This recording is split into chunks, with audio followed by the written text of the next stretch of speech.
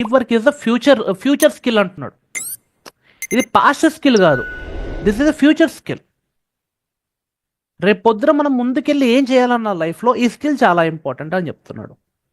దానికి జస్టిఫికేషన్ కూడా ఇస్తాడు. డీప్ వర్క్ అంటే ఏం లేదు, చిన్నప్పటి నుంచి కాన్సన్ట్రేషన్ ఫోకస్ అంటారు కదా, అదే. కాబట్టి దాన్ని డిఫైన్ చేశాడు ఒకలాగా, చాలా బ్యూటిఫుల్గా డిఫైన్ చేశాడు. అందుకే ఇంత ఫేమస్ అయింది బుక్. డీప్ వర్క్తో మీకు ఏం లాభాలు ఉన్నాయి ఫస్ట్ అది తెలియాలి. ఇప్పుడు రైట్ నో వరల్డ్లో ఇన్ఫర్మేషన్ ఎక్కడ పడితే అక్కడ ఉంది, ఇన్ఫర్మేషన్కి కొలతే లేదు. కానీ ఇన్ఫర్మేషన్ మనకు కావాల్సిన ఇన్ఫర్మేషన్ ఎలా తీసుకోవాలనే దానికి ఎలా వస్తుంది?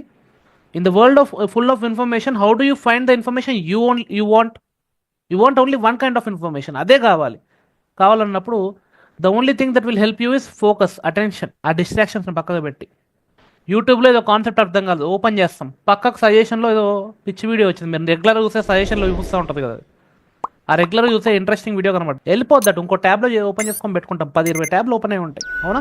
ఆ ఫోకస్ ఎలా చేయాలి, అది ఇంపార్టెంట్ అయితే. సో డీప్ వర్క్ మీకు ఎలా హెల్ప్ అవుతుంది అంటే, it will help you master very very difficult concepts.